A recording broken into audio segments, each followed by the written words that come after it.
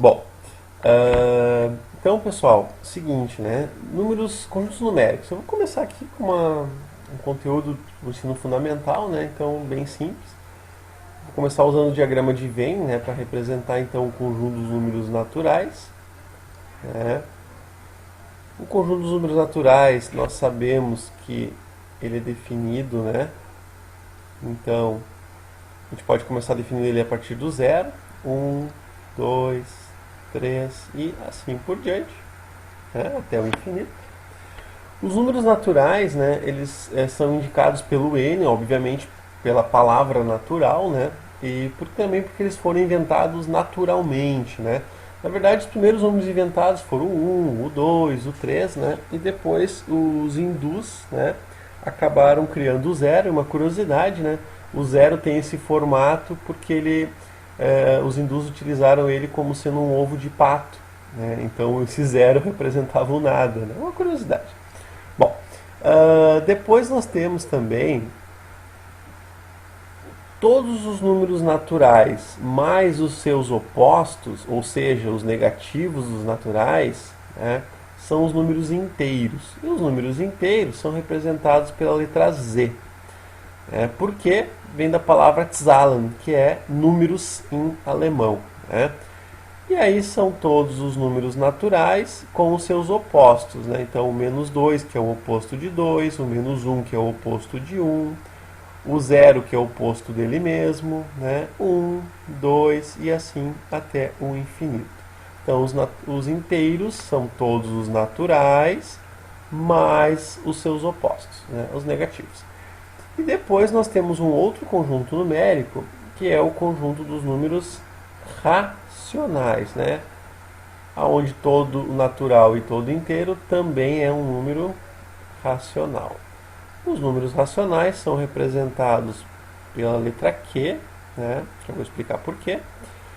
E os números racionais são todos os números que eu posso escrever em forma de fração, né? Então, uma fração genérica, A sobre B, tal que, né, ou seja, aonde este A e este B são números inteiros, com um detalhe, né, que o B, como ele é denominador, ele não pode ser zero, então ele tem que ser diferente de zero. Então definimos esse conjunto dos racionais dessa forma. Tá? Para ilustrar alguns exemplos, né, vamos colocar aqui então exemplos, né? Exemplos. Então, por exemplo, ó, vamos colocar um número, por exemplo, o número zero aqui, né? O zero, ele é um número natural. Esse E aqui significa pertence, né? Então, o zero pertence aos números naturais, né? Como os naturais estão dentro dos inteiros, então a gente também pode dizer que o zero pertence aos números inteiros, e como os inteiros estão dentro dos racionais, né, a gente pode dizer também que o zero é um número racional, então ele pertence aos racionais. Né? Por que eu posso dizer que o zero é racional? Né? Porque eu posso escrever zero sobre 1, por exemplo. É uma fração, então eu posso escrever em forma de fração, é racional. Agora, por exemplo, o número 2 terços, 2 sobre 3, ele não é natural, obviamente, né, porque ele não está nesse conjunto. Ele não é inteiro, porque ele está fracionado, né, mas ele é um número racional. Tá?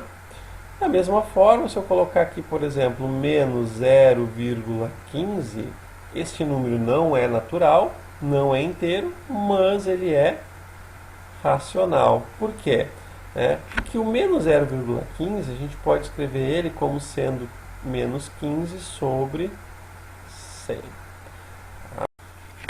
Uma curiosidade, né, é que nós já vimos que os naturais são representados pelo N de natural, né? Os inteiros são representados pela letra Z de Zahlen, que é números em alemão. E os números racionais são representados pela letra Q por um fato muito simples. Ó.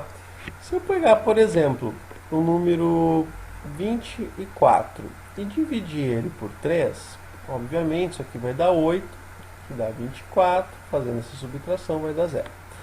Se a gente observar, 24 sobre 3 dá 8. Não sei se vocês estão lembrados, né? Esse cara aqui se chama dividendo, esse cara é o divisor, e o 8 a gente chama ele de quociente. Ou seja, o quociente 8 ele teve origem de uma fração.